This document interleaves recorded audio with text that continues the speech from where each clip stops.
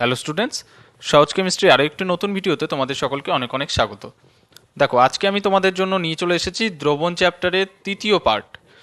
Already দুটো part আমাদের দেওয়া হয়ে গেছে। যারা যারা দেখোনি আগে ওই দুটো পার্ট দেখো, তারপরে এটা দেখো। তাহলে আর বেশি কথা না বাড়িয়ে শুরু করছি। দেখো, আজকে আমরা প্রথমেই পড়ব যে বিশুদ্ধ দ্রাবকে কোনো অনুদ্বায়ী কঠিন দ্রাব যোগ করলে দ্রবণের বাষ্পচাপ হ্রাস পায় কেন। ঠিক আছে, প্রথমে দেখো, ধরো একটা বদ্ধ পাত্রতে আমরা কোনো একটা বিশুদ্ধ দ্রাবক নিয়েছি, ধরো জল নিয়েছি, বিশুদ্ধ জল আমরা নিয়েছি। তাহলে কিছুটা পরিমাণ জল ধরো পাত্রের মধ্যে আছে। এবার ওই জলের উপরিতল থেকে জলের অণুগুলো আস্তে আস্তে বাষ্পীয় দশায় রূপান্তরিত হবে, দিয়ে এই ওপরে ফাঁকা জায়গাটাতে জলের বাষ্প বা জলীয় বাষ্প জমা হবে এবং তার জন্য আমরা একটা বাষ্পচাপ পাবো। এবার এই জলটার মধ্যে ধরো বাইরে থেকে কোনো অনুদ্বায়ী কঠিন দ্রাব যোগ করছি। অনুদ্বায়ী মানে দ্রাবটা উদ্বায়ী নয়, বা দ্রাবটা কিন্তু বাষ্পে পরিণত হতে পারে না। ঠিক আছে, দিয়ে এই বিশুদ্ধ জলের মধ্যে বাইরে থেকে কোনো অনুদ্বায়ী কঠিন দ্রাব যোগ করে ধরো এবার দ্রবণ তৈরি করলাম। এবার এই দ্রবণ যখন তৈরি হলো, দ্রবণে উপস্থিত দ্রাবক অণুগুলো কিন্তু শুধু বাষ্পে পরিণত হতে পারে, মানে দ্রাবকটা উদ্বায়ী কিন্তু দ্রাবটা কিন্তু অনুদ্বায়ী, দ্রাব কিন্তু বাষ্পে পরিণত হতে পারে না। এখন ঘটনা কি হচ্ছে দেখো, আগে যখন শুধুমাত্র দ্রাবক ছিল, বিশুদ্ধ দ্রাবক, তখন একটা নির্দিষ্ট ক্ষেত্রফল থেকে যতগুলো দ্রাবকের অণু বাষ্পীয় দশায় রূপান্তরিত হতে পারছিল, এখন ওই একই ক্ষেত্রফল থেকে ততগুলো দ্রাবকের অণু বাষ্পীয় দশায় রূপান্তরিত হতে পারবে না। কেন বলো তো? দেখো, আগে শুধুমাত্র দ্রাবক ছিল, এবার দ্রাবকটা তো উদ্বায়ী, তাই ওই নির্দিষ্ট ক্ষেত্রফল থেকে যতগুলো দ্রাবকের অণু উবে যেতে পারছিল, এখন কিন্তু ওই নির্দিষ্ট ক্ষেত্রফলে শুধুমাত্র দ্রাবকের অণু নেই, তার সাথে দ্রাবের অণুও আছে। এবার দ্রাবের অণু যেগুলো, সেগুলো তো আর উবে যেতে পারছে না বা বাষ্পীয় দশায় যেতে পারছে না। এবার বাকি যেটুকু দ্রাবকের অণু আছে ওই নির্দিষ্ট ক্ষেত্রফলে, তারাই শুধুমাত্র বাষ্পীয় দশায় যেতে পারছে। তার ফলে কি হচ্ছে, এখানে ওপরে যে বাষ্পটা জমছে, সেই বাষ্পটার পরিমাণ কিন্তু কম হচ্ছে। ওই একই উষ্ণতায় বিশুদ্ধ দ্রাবকের ক্ষেত্রে যত বাষ্প জমা হচ্ছিল, তার তুলনায় কিন্তু এখানে বাষ্পের পরিমাণ কমে যাচ্ছে। তার ফলে কি হচ্ছে, এই দ্রবণের বাষ্পচাপটাও কমে যাচ্ছে। বোঝা গেল ব্যাপারটা? তাহলে বিশুদ্ধ দ্রাবকের প্রতি একক ক্ষেত্রফল থেকে যতগুলো দ্রাবকের অণু বাষ্পীয় দশায় রূপান্তরিত হতে পারছিল, যখন আমরা ওই বিশুদ্ধ দ্রাবকের মধ্যে অনুদ্বায়ী কঠিন দ্রাব যোগ করে দ্রবণ তৈরি করলাম, এখন ওই একই ক্ষেত্রফল থেকে কিন্তু তার থেকে কম সংখ্যক দ্রাবক অণু বাষ্পীয় দশায় রূপান্তরিত হচ্ছে। ফলে এই দ্রবণের ওপরে জমা হওয়া বাষ্পের পরিমাণও কম হচ্ছে বিশুদ্ধ দ্রাবকের থেকে। এই কারণে কিন্তু দ্রবণের বাষ্পচাপটাও কমে যাচ্ছে। আশা করছি বোঝা গেছে ব্যাপারটা। তাহলে এটা হলো। এবার নেক্সট দেখো, নেক্সট আমরা পড়ব দ্রবণের বাষ্পচাপ সংক্রান্ত রাউল্ট সূত্র। এখানে দুটো সূত্র আমাদেরকে পড়তে হবে, যার মধ্যে একটাই মেন। যদি তোমাদের বলে যে দ্রবণের বাষ্পচাপ সংক্রান্ত রাউল্টের সূত্রটি লেখো, তবে এই প্রথম সূত্রটাই তোমাদেরকে লিখতে হবে। দেখো, প্রথমে কি বলছি, অনুদ্বায়ী দ্রাবের দ্রবণের ক্ষেত্রে বাষ্পচাপ সংক্রান্ত রাউল্ট সূত্র। অনুদ্বায়ী দ্রাবের দ্রবণ মানে যেখানে দ্রাবটা অনুদ্বায়ী, মানে দ্রাবটা কিন্তু বাষ্পে পরিণত হতে পারে না। শুধুমাত্র তাহলে বাষ্পে পরিণত হবে কে? দ্রাবক। ঠিক আছে, দ্রাবকটা শুধুমাত্র উদ্বায়ী, দ্রাবক বাষ্পে পরিণত হতে পারে, দ্রাবটা বাষ্পে পরিণত হতে পারে না। তাহলে এখান থেকে একটা জিনিস দেখো, যেহেতু দ্রাবকটা বাষ্পে পরিণত হচ্ছে, তাই এই দ্রবণের ক্ষেত্রে বাষ্পচাপ যেটা পাচ্ছি, সেখানে শুধুমাত্র দ্রাবকের কন্ট্রিবিউশন থাকছে, দ্রাবের কিন্তু কোনো কন্ট্রিবিউশন থাকছে না। বোঝা গেল ব্যাপারটা? তাহলে এক্ষেত্রে দ্রবণের বাষ্পচাপটা আমরা বের করব কি করে? দেখো, এক্ষেত্রে দ্রবণের বাষ্পচাপ বের করব আমরা। দ্রবণের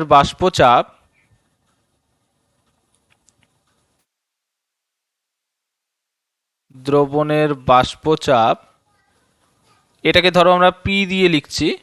তাহলে এটা সমান সমান হবে, দেখো এখানে যেহেতু দ্রাবটা অনুদ্বায়ী, মানে দ্রাবটা বাষ্পে পরিণত হবে না, তাই দ্রবণের বাষ্পচাপে দ্রাবের কোনো ভূমিকা থাকবে না, কিন্তু শুধুমাত্র কার ভূমিকা থাকবে? দ্রাবকের ভূমিকা থাকবে। তাহলে দ্রবণের বাষ্পচাপটা কি করে বের করব? দ্রবণের বাষ্পচাপ সমান সমান হবে বিশুদ্ধ দ্রাবকের বাষ্পচাপ। বিশুদ্ধ দ্রাবকের বাষ্পচাপ, এটাকে ধরো আমরা এই সিম্বলটা লিখছি, P1 সাবস্ক্রিপ্টে 0 লিখে দিচ্ছি, P10 বা P1 নট বলতে পারো। ঠিক আছে, যখনই আমরা দ্রাবকের কথাটা বলবো এই চ্যাপ্টারে তখন সাবস্ক্রিপ্টে 1 দিব, যখন দ্রাবের কথা বলবো সাবস্ক্রিপ্টে নিচে 2 দিব, এটা একটু মাথায় রাখবে। তাহলে বিশুদ্ধ দ্রাবকের বাষ্পচাপ এটা P10 দিয়ে লিখলাম, বিশুদ্ধ বলছি ওই জন্য মাথার উপরে জিরোটা দিয়ে দিয়েছি, ইনটু এখনো শেষ হয়নি এটা, ইনটু দ্রবণের মধ্যে দ্রাবকের মোল ভগ্নাংশ, দ্রবণের মধ্যে দ্রাবকের মোল ভগ্নাংশ। দেখো মোল ভগ্নাংশকে আমরা এক্স দিয়ে লিখি, হ্যাঁ, আর যেহেতু দ্রাবকের বলছি, যখন দ্রাবকের বলবো সাবস্ক্রিপ্টে 1 দিব, আর দ্রাবের থাকলে সাবস্ক্রিপ্টে 2 দিব।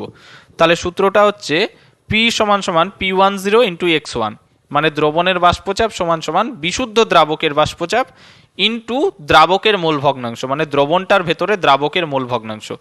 দেখো বিশুদ্ধ দ্রাবকের বাষ্পচাপ ব্যাপারটা কি, ধরো যে আমরা আগে যে এক্সাম্পলটা এটা যেটা বোঝালাম এটাতেই চলে এসো। ধরো তুমি জল নিয়েছো, এবার জল নিয়েছো, বিশুদ্ধ জলের তো একটা বাষ্পচাপ থাকবে। এবার এই জলের মধ্যে কোনো অনুদ্বায়ী কঠিন দ্রাব যোগ করে একটা দ্রবণ তৈরি করলে, দিয়ে সেই দ্রবণের বাষ্পচাপ ডেফিনেটলি কম হবে বিশুদ্ধ জলের বাষ্পচাপের থেকে, এটা একটু আগেই পড়লাম। এই দ্রবণের বাষ্পচাপটা বের করব কি করে, তাহলে এই দ্রবণটার বাষ্পচাপ সমান সমান হবে বিশুদ্ধ দ্রাবকের বাষ্পচাপ, মানে বিশুদ্ধ জলের বাষ্পচাপ যেটা ছিল সেটা ইনটু এখন দ্রবণের মধ্যে জলের মোল ভগ্নাংশ কতটা আছে সেটা গুণ করলে পেয়ে যাব। আর মোল ভগ্নাংশ বের করে কি করে সেটা তোমরা জানো, অলরেডি এর আগের ভিডিওতে দেখানো হয়েছে। মোল ভগ্নাংশ বের করার সূত্রটা হচ্ছে যার মোল ভগ্নাংশ বের করছি ওপরে তার মোল সংখ্যা আর নিচে মোট মোল সংখ্যা, দ্রাবকের মোল ভগ্নাংশ বের করছি, তাহলে ওপরে দ্রাবকের মোল সংখ্যা আর নিচে হবে দ্রাব এবং দ্রাবক দুজনের মোট মোল সংখ্যা। তাহলে এইভাবে আমরা পেয়ে যাব। যাই হোক, এই রিলেটেড অঙ্ক যখন করব তখন আরও ডিটেলে আলোচনা করব। তাহলে এই সূত্রটা কি বলছে দেখো, সূত্রটা বলছে স্থির উষ্ণতায়, মানে উষ্ণতা যখন অপরিবর্তিত বা উষ্ণতা যখন ধ্রুবক একটা নির্দিষ্ট উষ্ণতায়, কোনো অনুদ্বায়ী দ্রাবের দ্রবণের বাষ্পচাপের মান, মানে এই যে বললাম প্রথমেই অনুদ্বায়ী দ্রাবের দ্রবণের ক্ষেত্রে এটা প্রযোজ্য। তাহলে অনুদ্বায়ী দ্রাব যোগ করার ফলে কোনো একটা দ্রবণ তৈরি করেছি ধরো, সেই দ্রবণের বাষ্পচাপের মান ওই উষ্ণতাতে বিশুদ্ধ দ্রাবকের বাষ্পচাপ, এই যে বিশুদ্ধ দ্রাবকের বাষ্পচাপ ও দ্রবণে দ্রাবকের মোল ভগ্নাংশের গুণফলের সমান। এই যে দ্রবণে দ্রাবকের মোল ভগ্নাংশ তার দুজনের কিন্তু গুণফলের সমান হবে। ঠিক আছে, তাহলে আশা করছি এটা বোঝা গেছে ব্যাপারটা। এবার নেক্সট চলে যাচ্ছি আমরা সূত্রতে। এবার বলেছে কি উদ্বায়ী দ্রাবের দ্রবণের বাষ্পচাপ সংক্রান্ত রাউল সূত্র। উদ্বায়ী দ্রাব মানে কি, এক্ষেত্রে দ্রাবটা বাষ্পে পরিণত হতে পারে, আর দ্রাবকটা তো অবশ্যই বাষ্পে পরিণত হতে পারবে, দ্রাবকটা তো উদ্বায়ী, সেটা বলুক আর না বলুক। তাহলে এক্ষেত্রে যেহেতু বলেছে উদ্বায়ী দ্রাব, তার মানে দ্রাবটা উদ্বায়ী, তার সাথে দ্রাবকও উদ্বায়ী। তাহলে এই দ্রবণের ক্ষেত্রে যদি বাষ্পচাপ বের করি, সেই বাষ্পচাপে কিন্তু দ্রাবেরও ভূমিকা থাকবে আবার দ্রাবকেরও ভূমিকা থাকবে। বোঝা গেল, আগেরটাতে যেরকম দ্রাব অনুদ্বায়ী ছিল, দ্রাবের ভূমিকা ছিল না, এটাতে কিন্তু দুজনেরই ভূমিকা থাকবে। তাহলে এক্ষেত্রে প্রথমে আমরা একটা একটা করে বের করি। হ্যাঁ, দেখো দ্রবণের মধ্যে আগে প্রথমে দ্রাবের বাষ্পচাপ বের করি। দ্রাবের দেখো দুজন আছে, দ্রাব আর দ্রাবক দুজনেরই আলাদা আলাদা বাষ্পচাপ থাকবে, তো দুজনের আলাদা আলাদা বাষ্পচাপ ওটাকেই বলা হয় তাদের আংশিক চাপ। যখন ধরো একাধিক উপাদান আছে, একাধিক উপাদান চাপ দিচ্ছে, তখন আলাদা করে তাদের প্রত্যেকের চাপ না বলে আমরা বলি আংশিক চাপ। তাহলে আমরা এইভাবে বের করছি, ধরো দ্রাবের আংশিক চাপ, দ্রাবের আংশিক চাপ, আর এক জায়গাতে লিখলাম ধরো দ্রাবকের আংশিক চাপ,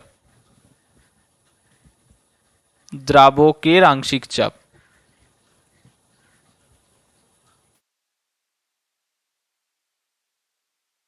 দ্রাবকের আংশিক চাপ যেটা, এটাকে ধরো P1 দিয়ে লিখলাম। হ্যাঁ, যখন দ্রাবক বলবো তখন 1 দিব সাবস্ক্রিপ্টে, যখন দ্রাব বলবো সাবস্ক্রিপ্টে 2 দিব।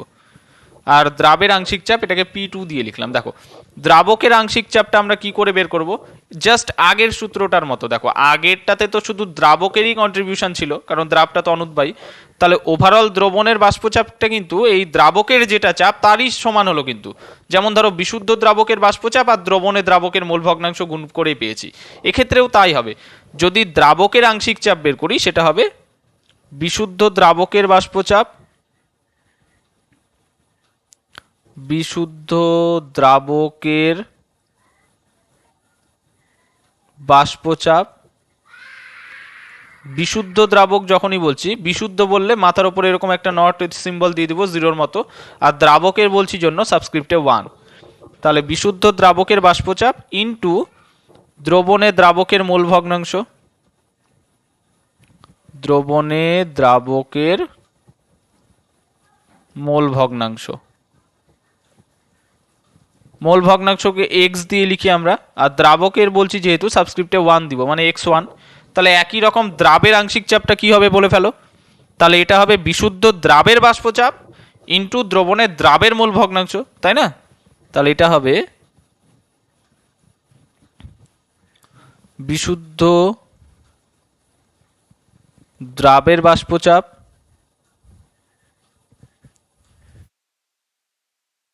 বিশুদ্ধ দ্রাব বলেছি P0, যেহেতু দ্রাব এখানে সাবস্ক্রিপ্টে আমরা 2 লিখব, ঠিক আছে, ইনটু দ্রবণে দ্রাবের মোল ভগ্নাংশ, দ্রবণে দ্রাবের মোল ভগ্নাংশ,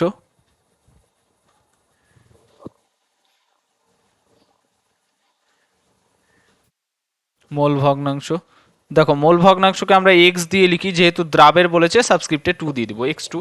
তাহলে দেখো দ্রবণের মধ্যে দ্রাবের আংশিক চাপ দ্রাবকের আংশিক চাপ দুটোই পেয়ে গেলাম। তাহলে এখান থেকে এবার বলো অতএব দ্রবণের বাষ্পচাপ কতটা হবে। দ্রবণের বাষ্পচাপ, দ্রবণের বাষ্পচাপ যেটাকে ধরো পি দিয়ে লিখছি।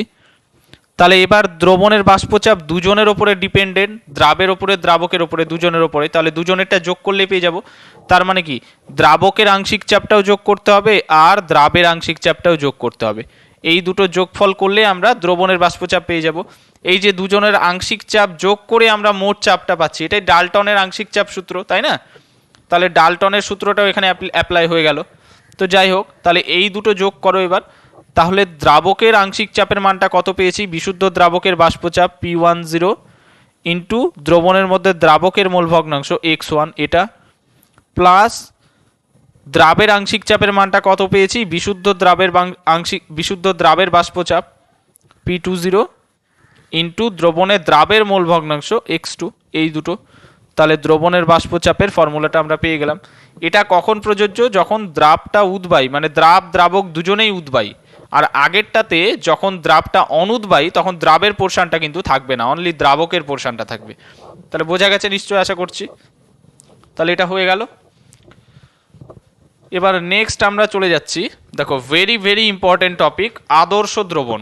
এরপরে আমরা অনাদর্শ দ্রবণও পড়বো। দেখো আদর্শ দ্রবণ কি, এই যে রাউল্টের সূত্র দেখলাম এখনই, যে সমস্ত দ্রবণ যে কোনো উষ্ণতা এবং গাঢ়ত্বে, মানে যে কোনো সময় যে কোনো উষ্ণতা এবং গাঢ়ত্বে যদি এই রাউল্টের সূত্র মেনে চলে তাদেরকে আমরা আদর্শ দ্রবণ বলি। যেমন ধরো বেনজিন ও টুলুইনের মিশ্রণ, একটা এক্সাম্পল দিয়েছি, একটা মনে রাখলে এনাফ। দেখো এবার আমাদেরকে জানতে হবে যে আদর্শ দ্রবণ কখন গঠিত হয়, কোন কোন দ্রবণকে আমরা আদর্শ দ্রবণ বলতে পারবো। দেখো আদর্শ দ্রবণ গঠনের শর্ত যেটা প্রথমেই বলছে, আদর্শ দ্রবণ গঠনকারী উপাদান সমূহের অণুগুলির আকার ও আকৃতি এবং রাসায়নিক প্রকৃতি পায় সদৃশ হয়। এর মানে কি, দেখো এবার আদর্শ দ্রবণ যেটা তোমাদেরকে এক্সাম্পল দিয়েছি, বেনজিন আর টলুইনের মিশ্রণ। দেখো বেনজিনের গঠনটা যদি আঁকি, এটা হচ্ছে বেনজিন আর এটা হচ্ছে টলুইন। আমরা যদি দেখি বেনজিন আর টলুইন এই দুজনের কিন্তু আণবিক সংকেতের পার্থক্য হচ্ছে একটা CH2 এর, ঠিক আছে, এটারই পার্থক্য। কিন্তু এই দুটো অণুর আকার আর আকৃতি খুব একটা ডিফারেন্স নেই, কিন্তু প্রায় আকার আকৃতি সদৃশ, এবং এই দুজন প্রায় একই ধরনের রাসায়নিক বিক্রিয়াগুলিতে অংশগ্রহণ করে। তার মানে দুজনের রাসায়নিক ধর্মও প্রায় সেম। তাহলে প্রথম শর্ত কি, যে উপাদানগুলি দিয়ে তুমি দ্রবণটা তৈরি করছো সেই উপাদানগুলির আকার আকৃতি এবং রাসায়নিক ধর্ম প্রায় একই হতে হবে। যেমন ধরো আরেকটা এক্সাম্পল দিচ্ছি তোমাদেরকে, ধরো যে CH3 CH2 CH2 CH2 CH3, এটা হচ্ছে পেন্টেন বা N পেন্টেন, আর এরই বড় ভাই হচ্ছে hexane, CH3 CH2 CH2 CH2 CH2 CH3। দেখো এই দুজনের মধ্যে খুব একটা ডিফারেন্স নেই, কিন্তু জাস্ট একটা CH2 এর ডিফারেন্স। আর দুজনেই অ্যালকেন শ্রেণীর যৌগ, তাই দুজনের রাসায়নিক ধর্ম প্রায় একই হবে। তার মানে কি এদের দুজনের আকার আর আকৃতি প্রায় কাছাকাছি, প্রায় একই, এবং দুজনের রাসায়নিক ধর্মও কিন্তু প্রায় একই। ঠিক আছে, তাহলে এরা দুজন আদর্শ দ্রবণ গঠন করতে পারে।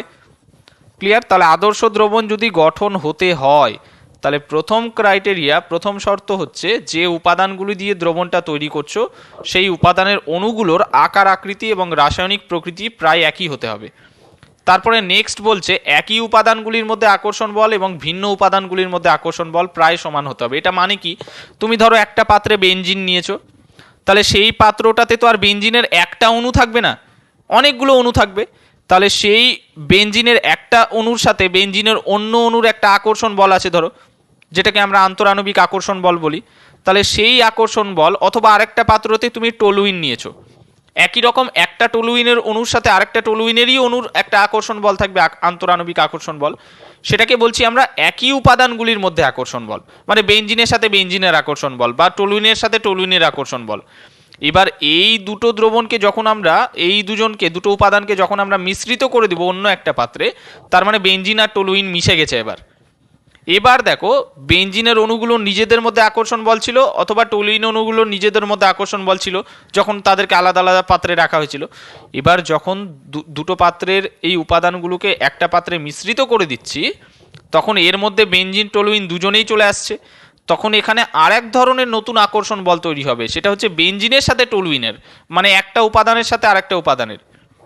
এবার আদর্শ দ্রবণ গঠিত হতে হলে প্রধান শর্ত, আরেকটা শর্ত কি হচ্ছে, যে তারা যখন আলাদা আলাদা পাত্রে ছিল, মানে তাদের নিজেদের অণুগুলোর মধ্যে বা একই অণুগুলোর মধ্যে আকর্ষণ বল যেটা ছিল সেটার মান, তাদেরকে যখন একে অপরের সাথে মিশ্রিত করে দেওয়া হয়েছে, তার ফলে তাদের একটা অণুর অন্য যে ভিন্ন অণুর মধ্যে যে আকর্ষণ বল, যেমন ধরো বেনজিনের সাথে টলুইনের মধ্যে যে নতুন আকর্ষণ বল তৈরি হয়েছে, বেনজিন আর টলুইন একসাথে হয়ে গেছে, তাহলে এখন বেনজিনের অণুর সাথে আবার টলুইন অণুর আকর্ষণ বল তৈরি হবে, সেটাকে বলছি আমরা ভিন্ন উপাদানগুলির মধ্যে আকর্ষণ বল।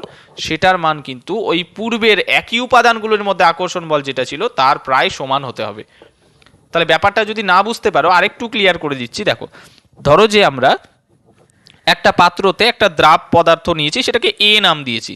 তাহলে এখানে কিছুটা পরিমাণ নিয়েছি আমরা, সেখানে তো আর এর একটা অণু থাকবে না, অনেক অণু থাকবে এরকম। তাহলে এর একটা অণুর সাথে এর আরেকটা অণুর একটা আকর্ষণ বল থাকবে, এটাকে বলছি আমরা একই উপাদানের মধ্যে আকর্ষণ বল। একই রকম আরেকটা পাত্রতে আমরা একটা দ্রাবক নিয়েছি ধরো বি, যেটাকে নাম দিয়েছে বি। এবার ওই পাত্রটাতে বি এর অনেকগুলো অণু আছে। এবার সেক্ষেত্রেও বি এর একটা অণুর সাথে বি এর আরেকটা অণুর একটা আকর্ষণ বল ক্রিয়া করবে, সেটাকেও আমরা বলছি একই উপাদানগুলির মধ্যে আকর্ষণ বল। একই উপাদানগুলির মধ্যে বলতে যেমন বি এর সাথে বি এর আকর্ষণ বল। এবার এই দুজনকে যখন নতুন একটা পাত্রতে যোগ করেছি, সেক্ষেত্রে কিন্তু এবার পাত্রতে এও আছে আবার বিও আছে। তাহলে এ অণুর সাথে এ অণুর আকর্ষণ বল তো থাকবে, বি অণুর সাথে বি অণুর আকর্ষণ বল থাকবে, সেটা তো আছে। তার সাথে নতুন আরেকটা আকর্ষণ বল তৈরি হয়েছে, সেটা হচ্ছে এ অণুর সাথে বি অণুর আকর্ষণ বল, যেটাকে আমরা বলছি ভিন্ন উপাদানগুলির মধ্যে আকর্ষণ বল। যেমন এ আর বি দুটো ভিন্ন উপাদান। বোঝা গেল? এখন আদর্শ দ্রবণ গঠন করতে হলে এই যে এর মধ্যে আকর্ষণ বল অথবা বির মধ্যে আকর্ষণ বল, এটার সাথে এ বি মানে ভিন্ন উপাদানগুলির মধ্যে যেটা আকর্ষণ বল সেটা কিন্তু প্রায় সমান হতে হবে। এবার বোঝা গেছে আশা করছি। এবার আমরা পড়বো আদর্শ দ্রবণের বৈশিষ্ট্য, খুব খুব গুরুত্বপূর্ণ কিন্তু। দেখো, প্রথমেই বলি আদর্শ দ্রবণের সংজ্ঞাতেই বলেছি এরা সব উষ্ণতা এবং গাঢ়ত্বে রাউল্টের সূত্র কিন্তু মেনে চলে। বোঝা গেছে? আর আরেকটা জিনিস দেখো, আমরা কিছুক্ষণ আগে রাউল্টের সূত্র থেকে দ্রবণের বাষ্পচাপ নির্ণয় করার সমীকরণ দেখলাম একটা। এবার তুমি সেই সমীকরণ থেকে খাতা কলমে ক্যালকুলেট করে ধরো যে একটা দ্রবণের বাষ্পচাপের মান নির্ণয় করেছো, সেই রাউল্টের সূত্রকে কাজে লাগিয়ে, কোন সূত্রটা, এই যে একটু আগে বললাম, ধরো যে দুটোই উদ্বায়ী, এই যে এই সূত্রটাকে ব্যবহার করে এই সূত্রতে ধরো বিশুদ্ধ দ্রাবকের বাষ্পচাপ দ্রবণে দ্রাবকের মোল ভগ্নাংশ আর বিশুদ্ধ দ্রাবের বাষ্পচাপ দ্রবণে দ্রাবের মোল ভগ্নাংশ গুণটুন করে যোগটোগ করে দ্রবণের বাষ্পচাপের মান তুমি ক্যালকুলেট করে বের করলে, মানে খাতা কলমে তুমি ধরো বের করলে। এবার তুমি ল্যাবে গেলে ওই দ্রবণটা নিয়ে দিয়ে ল্যাবে বিভিন্ন পরীক্ষা নিরীক্ষা করেও দ্রবণটার বাষ্পচাপের মান বের করলে। বের করার পরে তুমি দেখলে যে খাতা কলমে রাউল্টের সূত্র থেকে যেই মানটা তুমি ক্যালকুলেট করে বের করেছিলে সেই মানের সাথে তোমার পরীক্ষা করে যে মানটা বের করলে দ্রবণের বাষ্পচাপ, সেই মানটা মিলে গেল। তবে কিন্তু দ্রবণটা আদর্শ দ্রবণ। বোঝা গেল ব্যাপারটা? তার মানে আদর্শ দ্রবণের ক্ষেত্রে কি হয়, রাউল্টের সূত্র থেকে গণনা করে বা ক্যালকুলেট করে খাতা কলমে বাষ্পচাপের মান, যেটা দ্রবণের বাষ্পচাপের মান বের করো, তার সাথে কিন্তু ওই দ্রবণের পরীক্ষালব্ধ বাষ্পচাপের মান, মানে ল্যাবে গিয়ে ধরো ওটা পরীক্ষা নিরীক্ষা করে মানটা এবার বের করলে, সেই দুটো কিন্তু ইকুয়াল হবে। বোঝা গেছে ব্যাপারটা? ঠিক আছে, তারপরে দেখো, এটা তো আগেও বললাম যে আদর্শ দ্রবণ গঠনের শর্ততেই বললাম যে আদর্শ দ্রবণের ক্ষেত্রে একই অণুগুলোর মধ্যে আকর্ষণ বল, মানে ধরো এ এর সাথে এ এর অণু অথবা বি এর সাথে বি এর অণুর আকর্ষণ বল আর ভিন্ন অণুগুলোর মধ্যে আকর্ষণ বল কিন্তু প্রায় সমান হয়। ভিন্ন অণু বলতে ধরো এ অণুর সাথে বি অণুর আকর্ষণ বল সেটা প্রায় কিন্তু সমান হবে। হলো এটা। 3 নাম্বার পয়েন্ট কি, আদর্শ দ্রবণ যেটা তৈরি করছো, ধরো যে তুমি বেনজিন নিয়েছো 1 লিটার, তার সাথে তুমি 2 লিটার টলুইন মিশিয়েছো। 1 লিটার বেনজিনের সাথে 2 লিটার টলুইন মিশিয়েছো ধরো, দিয়ে উৎপন্ন দ্রবণ যেটা পেলে সেটা কত পাবে, 2 আর 1 3 লিটার। তার মানে কি উপাদানগুলির আয়তন যত ছিল তাদের মোট আয়তনেরই সমান হবে দ্রবণের আয়তন। তার মানে এক্ষেত্রে আয়তনের কি কোনো পরিবর্তন হলো? আয়তনের পরিবর্তন মানে delta V, delta symbol use করা হয় পরিবর্তন বোঝাতে। তাহলে আয়তনের পরিবর্তন মানে কি, পরে যেটা আয়তন হয়েছে মাইনাস আগে যেটা আয়তন ছিল। এবার পরে কত আয়তন হয়েছে, 3 লিটার, আর আগে কত ছিল, আগে 1 আর 2 3 লিটার ছিল। তাহলে 3 থেকে 3 বিয়োগ করলে কত, 0, মানে আয়তনের কোনো পরিবর্তন হয়নি। এক কথায় উপাদানগুলোর মোট আয়তন আর দ্রবণের আয়তন সেম, তাহলে আয়তনের পরিবর্তন যদি না হয় ডেল্টা ভি এর মান হবে 0। ডেল্টা ভি মিক্স মানে মিক্সচারটা তৈরি করার ফলে আয়তনের কোনো পরিবর্তন হয়েছে কিনা, তো সেটা তো হয়নি। তার মানে কি উৎপন্ন দ্রবণের আয়তন উপাদানগুলির মোট আয়তনের সমান হয়, বা আদর্শ দ্রবণ গঠনের ক্ষেত্রে আয়তনের কিন্তু কোনো পরিবর্তন হয় না। এটাকে আমরা এইভাবে লিখি, delta V mix equals to 0, মানে দ্রবণের আয়তনের পরিবর্তন 0, আয়তনের কোনো পরিবর্তন হয়নি। বোঝা গেছে ব্যাপারটা? আর আদর্শ দ্রবণ তুমি যখন তৈরি করবে বা আদর্শ দ্রবণ ধরো তৈরি হয়েছে, সেক্ষেত্রে কিন্তু কোনো রকম তাপের উদ্ভব বা শোষণ ঘটবে না, মানে তাপ উৎপন্নও হবে না, তাপ শোষিতও হবে না। এই জন্য আমরা লিখতে পারি তাপের পরিবর্তন বা এনথ্যালপির পরিবর্তন ডেল্টা এইচ মিক্স এটা ইকুয়ালস টু 0, মানে তাপের কোনো রকম বা এনথ্যালপির কোনো রকম পরিবর্তন হয় না আদর্শ দ্রবণ গঠনের ক্ষেত্রে। বোঝা গেছে ব্যাপারটা? এই দুটো কিন্তু ভেরি ভেরি ইম্পর্টেন্ট, 3 নাম্বার আর 4 নম্বর পয়েন্টটা ভালো করে মনে রাখবে। এবার চলে যাচ্ছি আমরা সরাসরি অনাদর্শ দ্রবণের ক্ষেত্রে। দেখো একটু আগে আদর্শ দ্রবণের ক্ষেত্রে কি দেখলাম, যে সমস্ত দ্রবণ সমস্ত উষ্ণতা গারত্বে রাউল্টের সূত্র মেনে চলে তারা আদর্শ দ্রবণ, আর অনাদর্শ দ্রবণ কারা, যে সমস্ত দ্রবণ রাউল্টের সূত্র মেনে চলে না তারা। যেমন ধরো ইথানল আর জলের মিশ্রণ অথবা অ্যাসিটোন এবং ক্লোরোফর্মের মিশ্রণ, এরা হচ্ছে কিন্তু অনাদর্শ দ্রবণ। এবার আদর্শ দ্রবণের বৈশিষ্ট্য যা দেখলে তার ঠিক অপোজিট হচ্ছে অনাদর্শ দ্রবণের বৈশিষ্ট্য। আগেরটা যদি বুঝে গিয়ে থাকো এটা বোঝা কিন্তু আরও ভীষণ সহজ। দেখো অনাদর্শ দ্রবণের বৈশিষ্ট্য কি, প্রথমত এরা রাউল্টের সূত্র মেনে চলে না। দ্বিতীয়ত কি, কোন দ্রবণ অনাদর্শ কিনা তুমি বুঝবে কি করে, দেখো একটু আগে রাউল্টের সূত্র তোমাদেরকে পড়ালাম। রাউল্টের সূত্র থেকে দ্রবণের বাষ্পচাপের মান ধরো তুমি খাতা কলমে একটা বের করেছো, কোনো একটা দ্রবণ তৈরি করেছো, দ্রবণ তৈরি করে খাতা কলমে রাউল্টের সূত্র ব্যবহার করে গণনা করে তুমি সেই দ্রবণটার একটা বাষ্পচাপের মান তুমি কিছু একটা বের করলে। এবার ওই দ্রবণটাকে নিয়ে ল্যাবে গিয়ে বিভিন্ন পরীক্ষা নিরীক্ষা করে তুমি পরীক্ষা করে আবার বাষ্পচাপের মান বের করলে, দিয়ে দেখছো তুমি রাউল্টের সূত্র ইউজ করে খাতা কলমে যে মানটা বের করেছিলে তার সাথে পরীক্ষালব্ধ বাষ্পচাপের মান আকাশ পাতাল তফাৎ, মানে কোনো ধারে কাছেই নাই, ধরো মিলছে না। তার মানে দ্রবণের পরীক্ষালব্ধ বাষ্পচাপের মান আর রাউল্ট সূত্র থেকে যে বাষ্পচাপের মানটা পেয়েছো সেটা ইকুয়াল নয়, সমান নয়। তখন তুমি বলবে যে দ্রবণটা অনাদর্শ দ্রবণ। বোঝা গেছে ব্যাপারটা? দেখো এক্ষেত্রে দুটো কেস হতে পারে। কি দেখলে তুমি, যে দ্রবণের পরীক্ষা করে যেটা বাষ্পচাপের মান পাচ্ছ তার সাথে কিন্তু তুমি রাউল্ট সূত্র ব্যবহার করে গণনা করে খাতা কলমে যে মানটা পেয়েছিলে বাষ্পচাপের সেটা মিলছে না। তাহলে এখানে দুটো কেস হতে পারে, যে পরীক্ষা করে তুমি যে বাষ্পচাপের মানটা পেলে সেটা গণনা করে পাওয়া বাষ্পচাপের মানের থেকে বেশি হতে পারে, অথবা পরীক্ষা করে যে বাষ্পচাপের মানটা পেয়েছো সেটা কমও হতে পারে। দুটো কেস হতে পারে। যদি এরকম হয় যে তুমি রাউল্ট সূত্র থেকে বাষ্পচাপের মান যেটা পেয়েছো তার থেকে পরীক্ষালব্ধ বাষ্পচাপের মানটা বেশি হলো, তখন আমরা বলবো সেই দ্রবণটা রাউল্টের সূত্র থেকে ধনাত্মক বিচ্যুতি বা পজিটিভ ডেভিয়েশন দেখাচ্ছে।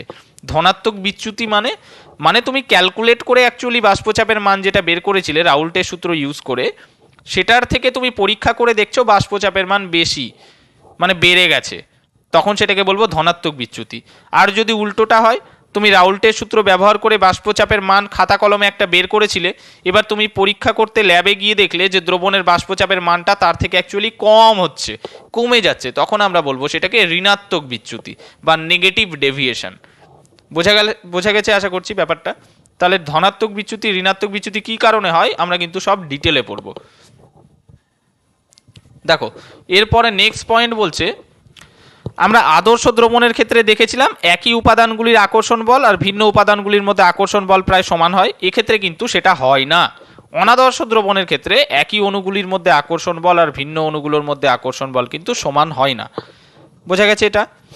আর আদর্শ দ্রবণের ক্ষেত্রে দেখেছিলাম উপাদানগুলোর মোট আয়তনের সমান হচ্ছে দ্রবণের আয়তন, অর্থাৎ ওখানে আয়তনের কোনো রকম পরিবর্তন হচ্ছিল না। এক্ষেত্রে কিন্তু সেটা হয় না। উৎপন্ন দ্রবণের আয়তন এক্ষেত্রে উপাদানগুলির মোট আয়তনের সমান কিন্তু হবে না।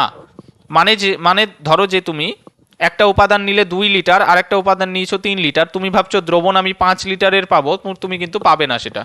মানে এক্ষেত্রে আয়তনের পরিবর্তন হয়। ঠিক আছে, তাহলে delta V mix not equals to 0, মানে 0-র সমান নয়, এখানে কিন্তু আয়তনের পরিবর্তন হয়। আবার আদর্শ দ্রবণের ক্ষেত্রে দেখেছিলাম তাপের উদ্ভব বা শোষণ ঘটছিল না, তাই তাপের পরিবর্তন বা এনথালপির পরিবর্তন 0 ছিল। এক্ষেত্রে কিন্তু তাপের উদ্ভব বা শোষণ হবেই। ঠিক আছে, অনাদর্শ দ্রবণ প্রস্তুতিতে, অর্থাৎ delta H mix not equals to 0। তাহলে এক্ষেত্রে দুটো কেস হতে পারে, যে delta H mix not equals to 0, 0 সমান নয়, মানে কি 0 থেকে বড় হতে পারে বা 0 থেকে ছোট হতে পারে। যদি delta H mix greater than 0 হয়, মানে তাপের পরিবর্তনটা ধনাত্মক, সেক্ষেত্রে ধনাত্মক বিচ্যুতি প্রদর্শনকারী দ্রবণ আমরা পাবো। আর যদি তাপের পরিবর্তনটা ঋণাত্মক হয়, সেক্ষেত্রে আমরা ঋণাত্মক বিচ্যুতি প্রদর্শনকারী দ্রবণ পাবো। তাহলে এই ব্যাপারটা বোঝা গেছে আশা করছি। এরপরে দেখা যাক তাহলে এই যে ধনাত্মক বিচ্যুতি প্রদর্শনকারী যৌগ আর দ্রবণ আর ঋণাত্মক বিচ্যুতি প্রদর্শনকারী দ্রবণ, এটা কি কারণে হচ্ছে অ্যাকচুয়ালি। ঠিক আছে, তাহলে আমরা করছি আদর্শ দ্রবণের প্রকারভেদ। এটা দু রকমের হতে পারে, একটা ধনাত্মক বিচ্যুতি প্রদর্শনকারী, একটা ঋণাত্মক বিচ্যুতি প্রদর্শনকারী। একটু আগেই বললাম ধনাত্মক বিচ্যুতি কখন দেখতে পাবো, যখন ধরো তুমি পরীক্ষালব্ধ বাষ্পচাপের মান, পরীক্ষা করে যে বাষ্পচাপের মানটা পাচ্ছ সেটা ধরো রাউল্টের সূত্র থেকে যেটা পাচ্ছিলে তার থেকে বেশি, তখন বলবো ধনাত্মক বিচ্যুতি। এটার উদাহরণ হচ্ছে ইথানল আর জলের মিশ্রণ। এবার এটা কি কারণে হচ্ছে সেটা আমাদেরকে একটু ভেবে দেখতে হবে। দেখো খুবই সহজ। দেখো আদর্শ দ্রবণের ক্ষেত্রে দেখছিলাম একই উপাদানগুলির মধ্যে আকর্ষণ বল আর ভিন্ন উপাদানগুলির মধ্যে আকর্ষণ বলটা কি হচ্ছিল, ওক্ষেত্রে সমান হচ্ছিল। কিন্তু অনাদর্শ দ্রবণের ক্ষেত্রে তো সমান হয় না। তাহলে সমান যখন হয় না, দুটো কেস হতে পারে এখানেও। একটা, একই উপাদানগুলির মধ্যে আকর্ষণ বল তার থেকে ভিন্ন উপাদানগুলির মধ্যে আকর্ষণ বলটা কম, অথবা একই উপাদানগুলির মধ্যে যে আকর্ষণ বল তার থেকে ভিন্ন উপাদানগুলির মধ্যে আকর্ষণ বল বেশি। দেখো যখন একই উপাদানগুলির মধ্যে আকর্ষণ বলের থেকে ভিন্ন উপাদানগুলির মধ্যে আকর্ষণ বলটা যখন কম হবে, এটার মানে কি, মানে ধরো একটা পাত্রে এ আছে আর একটা পাত্রে বি আছে, তাহলে এর অণুগুলোর মধ্যে নিজেদের মধ্যে যা আকর্ষণ বল হচ্ছে, বা বি এর অণু নিজেদের মধ্যে যেটা আকর্ষণ বল হচ্ছে, মানে একই অণুগুলোর মধ্যে আকর্ষণ বল। এবার এ আর বি একে অপরের সাথে মিশিয়ে দিলে এ আর বি নিজেদের মধ্যে একটা আকর্ষণ বলে লিপ্ত হবে। এটা ভিন্ন অণুগুলোর মধ্যে আকর্ষণ বল বলছি। এই ভিন্ন অণুগুলোর মধ্যে আকর্ষণ বলটা যদি অ্যাকচুয়ালি একই অণুগুলোর মধ্যে আকর্ষণ বল অপেক্ষা কম হয়, তার ফলে কি হবে বলতো, মানে আগে যখন একই অণুগুলোর মধ্যে আকর্ষণ বলটা ছিল সেটা বেশি ছিল, তাহলে অণুগুলো একে অপরকে তীব্রভাবে আকর্ষিত যদি করে রাখে তাহলে সহজে কিন্তু বাষ্পে পরিণত হতে পারবে না। তার মানে এক্ষেত্রে ওপরে যেটা বাষ্প জমা হবে সেই বাষ্পের পরিমাণ কম হবে। কিন্তু যখন এদেরকে একে অপরের সাথে মিশিয়ে দিলাম, এখন ভিন্ন অণুগুলোর মধ্যে এ আর বি এর মধ্যে আকর্ষণ বলটা কিন্তু কমে গেছে। তার ফলে কি এ আর বি একে অপরকে তীব্রভাবে আকর্ষণ করে নেই, আলগাভাবে আকর্ষণ করে আছে। তার ফলে কিন্তু ওই আকর্ষণ বলকে ওভারকাম করে খুব সহজে এ বি এর অণুগুলো বাষ্পে পরিণত হতে পারবে। তার মানে ওপরে দ্রবণের ওপরে যে বাষ্পটা পাবো সেই বাষ্পের পরিমাণ কিন্তু অনেক বেশি হবে। তার ফলে কি হচ্ছে, দ্রবণের বাষ্পচাপটা অ্যাকচুয়ালি বেশি হচ্ছে। তার মানে তুমি ক্যালকুলেট করে যেটা দেখেছিলে রাউল্টের সূত্র অ্যাপ্লাই করে যে যত হওয়া উচিত ছিল, অ্যাকচুয়ালি পরীক্ষা করে দেখবে তার থেকে বেশি হচ্ছে। কারণ তুমি যেটা ক্যালকুলেট করেছিলে রাউল্টের সূত্র ধরে, সেখানে তুমি ধরে নিয়েছিলে যে একই উপাদানগুলির মধ্যে আকর্ষণ বল আর ভিন্ন উপাদানগুলির মধ্যে আকর্ষণ বল সমান, কিন্তু অ্যাকচুয়ালি তা তো হচ্ছে না। অ্যাকচুয়ালি এক্ষেত্রে একই উপাদানগুলির মধ্যে আকর্ষণ বলের থেকে ভিন্ন উপাদানগুলির মধ্যে আকর্ষণ বলটা কম হয়ে গেছে। এর ফলে দ্রবণ তৈরি হওয়ার পরে এই উপাদানগুলো খুব বেশি বেশি করে বাষ্পতে পরিণত হতে পারছে, একে অপরকে তীব্রভাবে আকর্ষিত করে নেই, তাহলে সহজেই বাষ্পে রূপান্তরিত হচ্ছে। তাই ওপরে বেশি বাষ্প জমা হচ্ছে, বাষ্পের চাপও বেশি হচ্ছে। তার মানে তুমি যা আশা করেছিলে যে রাউল্টের সূত্র অ্যাপ্লাই করে খাতা কলমে ক্যালকুলেট করে দেখেছিলে যতটা বাষ্পচাপ হওয়া উচিত ছিল, তার থেকে পরীক্ষা করে দেখবে বাষ্পচাপ অনেক বেশি হচ্ছে। তাহলে পরীক্ষালব্ধ বাষ্পচাপের মানটা রাউল্টের সূত্র থেকে গণনাকৃত বাষ্পচাপের মানের থেকে বেশি হচ্ছে, এটাকেই বলছি আমরা ধনাত্মক বিচ্যুতি। তাহলে এটা মেনলি কখন হয়? যখন একই উপাদানগুলির মধ্যে আকর্ষণ বল যেটা, তার থেকে ভিন্ন উপাদানগুলির মধ্যে আকর্ষণ বল যখন কম হয়। বোঝা গেল ব্যাপারটা? আর এর উল্টোটা যদি হয়, ধরো যে একই উপাদানগুলির মধ্যে যেটা আকর্ষণ বল তার থেকে ভিন্ন উপাদানগুলির মধ্যে আকর্ষণ বলটা বেশি, মানে আগে এ এ অণুর মধ্যে আকর্ষণ বল যা ছিল বা বি বি অণুর মধ্যে আকর্ষণ বল যা ছিল, এ আর বি এর একে অপরের সাথে মিশ্রিত করে দেওয়ার ফলে এ আর বি এর মধ্যে যে আকর্ষণ বলটা তৈরি হয়েছে সেটার মান ধরো অনেক বেশি। তাহলে এ আর বি একে অপরকে তীব্রভাবে আকর্ষিত করে রেখেছে, তারপরে দ্রবণ যখন তৈরি হয়ে গেছে, এখন এ এর অণুগুলো বা বি এর অণুগুলো কি অত বেশি করে বাষ্পে পরিণত হতে পারবে? পারবে না, কারণ এ আর বি এর মধ্যে তীব্র আকর্ষণ বল আছে। মানে আগে এ এর অণুগুলো বা বি এর অণুগুলো যত বেশি করে বাষ্পে পরিণত হতে পারছিল, এখন কিন্তু দ্রবণ তৈরি হওয়ার পরে অত বেশি বাষ্প পরিণত হতে পারবে না। তার ফলে উৎপন্ন দ্রবণের বাষ্পচাপ অ্যাকচুয়ালি কম হবে। তার মানে তুমি রাউল্টের সূত্র অ্যাপ্লাই করে যে বাষ্পচাপটা বের করেছিলে, রাউল্টের সূত্র যখন অ্যাপ্লাই করেছিলে তখন তো তুমি ধরে নিয়েছিলে যে একই উপাদানগুলির মধ্যে আকর্ষণ বল আর ভিন্ন উপাদানগুলির মধ্যে আকর্ষণ বল সমান, সেটা ধরে তুমি ক্যালকুলেশনটা করেছিলে। এবার অ্যাকচুয়ালি পরীক্ষা করে দেখছো যে দ্রবণের বাষ্পচাপটা কম হচ্ছে। কি কারণে কম হচ্ছে? এই যে ভিন্ন উপাদানগুলির মধ্যে আকর্ষণ বলের মানটা একই উপাদানগুলির মধ্যে আকর্ষণ বলের থেকে বেড়ে গেছে, সে কারণে পরীক্ষালব্ধ বাষ্পচাপের মানটা অ্যাকচুয়ালি কম হচ্ছে। আর যদি এরকম হয় যে রাউল্ট সূত্র থেকে গণনা করে যে বাষ্পচাপ পেয়েছিলে তার থেকে পরীক্ষালব্ধ বাষ্পচাপের মান কম হচ্ছে, তখন সেটাকে বলি আমরা ঋণাত্মক বিচ্যুতি। ঠিক আছে, যেহেতু বাষ্পচাপটা অ্যাকচুয়ালি কমে যাচ্ছে। এটার উদাহরণ হচ্ছে অ্যাসিটোন ও ক্লোরোফর্মের মিশ্রণ। বোঝা গেছে? তাহলে আশা করছি ব্যাপারটা ক্লিয়ার হয়ে গেছে। দেখো, এবার আমরা আদর্শ দ্রবণ আর অনাদর্শ দ্রবণের পার্থক্য করব। Very very important. অলরেডি যে পয়েন্টগুলো আমরা পড়লাম আদর্শ দ্রবণ অনাদর্শ দ্রবণ নিয়ে, সেটা দিয়ে কিন্তু পার্থক্যটা হয়ে যাবে। দেখো এখানে কি বলছে, আদর্শ দ্রবণ কিন্তু সব উষ্ণতা এবং গাঢ়ত্বে রাউল্টের সূত্র মেনে চলে, কিন্তু অনাদর্শ দ্রবণ কোনো অবস্থাতে রাউল্টের সূত্র মেনে চলে না। তারপরে আমরা দেখলাম আদর্শ দ্রবণে একই অণুগুলোর মধ্যে আকর্ষণ বল আর ভিন্ন অণুগুলোর মধ্যে আকর্ষণ বল প্রায় সমান হয়, কিন্তু এক্ষেত্রে অনাদর্শ দ্রবণে একই অণুগুলোর মধ্যে আকর্ষণ বল আর ভিন্ন অণুগুলোর মধ্যে আকর্ষণ বল আলাদা হয়, সমান হয় না। আদর্শ দ্রবণের ক্ষেত্রে আয়তনের কোনো পরিবর্তন হয় না, delta V mix equals to 0, কিন্তু অনাদর্শ দ্রবণ গঠনের ক্ষেত্রে আয়তনের পরিবর্তন হয়, delta V mix not equals to 0। আদর্শ দ্রবণের ক্ষেত্রে তাপের উদ্ভব বা শোষণ ঘটে না, তাই তাপের পরিবর্তন বা এনথালপির পরিবর্তন delta H mix equals to 0, কিন্তু অনাদর্শ দ্রবণ গঠনের ক্ষেত্রে তাপের পরিবর্তন হয়, তাপের উদ্ভব বা তাপের শোষণ ঘটবেই, তাই এনথালপির পরিবর্তন বা তাপের পরিবর্তন কিন্তু ডেল্টা এইচ মিক্স কিন্তু নট ইকুয়ালস টু 0। তাহলে হয়ে গেল আদর্শ দ্রবণ অনাদর্শ দ্রবণের পার্থক্য। এবার আমরা পড়ব অ্যাজিওট্রপিক মিশ্রণ, আজকে লাস্ট টপিক। এটা ভেরি ভেরি ইম্পর্টেন্ট, পরীক্ষাতে খুব আসে কিন্তু। দেখো অ্যাজিওট্রপিক মিশ্রণটা কি? তুমি ধরো একাধিক উপাদান দিয়ে একটা দ্রবণ বা একটা মিশ্রণ তুমি তৈরি করেছো, সেই মিশ্রণে যে উপাদানগুলো নিয়েছো তাদের একটা নির্দিষ্ট কম্পোজিশন বা নির্দিষ্ট সংযুতি আছে। এরকম না যে তোমার ইচ্ছা মতো যে কোনো একটা উপাদান যে কোনো রকমভাবে নিয়ে নিলে, যতটা পরিমাণ ইচ্ছা নিয়ে নিলে, আর একটা উপাদান যতটা পরিমাণ নিয়ে নিলে দিয়ে দ্রবণ তৈরি করে দিলে, সেটা নয়। দুটোরই একটা নির্দিষ্ট সংযুতি থাকবে, নির্দিষ্ট পার্সেন্টেজ বা শতকরা মাত্রা থাকবে। ঠিক আছে, দিয়ে ধরো দ্রবণ তৈরি করলে বা মিশ্রণটা তৈরি করলে। এবার এই মিশ্রণটাকে যখন তুমি ফোটাচ্ছ, এটাকে যখন তুমি পাতিত করছো, পাতনের ফলে দ্রবণের ওপরে যে বাষ্পটা জমা হবে বা মিশ্রণের ওপরে যে বাষ্পটা জমা হবে, সেই বাষ্পেও এই উপাদানগুলির কম্পোজিশন বা সংযুতি যদি সেম থাকে, তবে এই মিশ্রণটাকে বলবো আমরা অ্যাজিওট্রপিক মিশ্রণ। বোঝা গেছে? তার মানে কি, যে তরল মিশ্রণ একটা নির্দিষ্ট উষ্ণতা ও চাপে অপরিবর্তিত সংযুতিতে পাতিত হয়, অপরিবর্তিত সংযুতিতে পাতিত হয় মানে তুমি এই যে মিশ্রণটা তৈরি করেছো তার মধ্যে উপাদানগুলির সংযুতি বা কম্পোজিশন যা ছিল, পাতনের পরে যে বাষ্পটা পাচ্ছ সেই বাষ্পতেও উপাদানগুলোর কম্পোজিশন কিন্তু সেম থাকবে, তবে সেই মিশ্রণটাকে বলবো আমরা অ্যাজিওট্রপিক মিশ্রণ। এটা দু রকমের হয়, একটা হচ্ছে সর্বনিম্ন স্ফুটনাঙ্কের অ্যাজিওট্রপিক মিশ্রণ, আর একটা সর্বোচ্চ স্ফুটনাঙ্কের অ্যাজিওট্রপিক মিশ্রণ। সর্বনিম্ন স্ফুটনাঙ্কের অ্যাজিওট্রপিক মিশ্রণ কারা এরা? যারা রাউল্টের সূত্র থেকে ধনাত্মক বিচ্যুতি প্রদর্শন করে।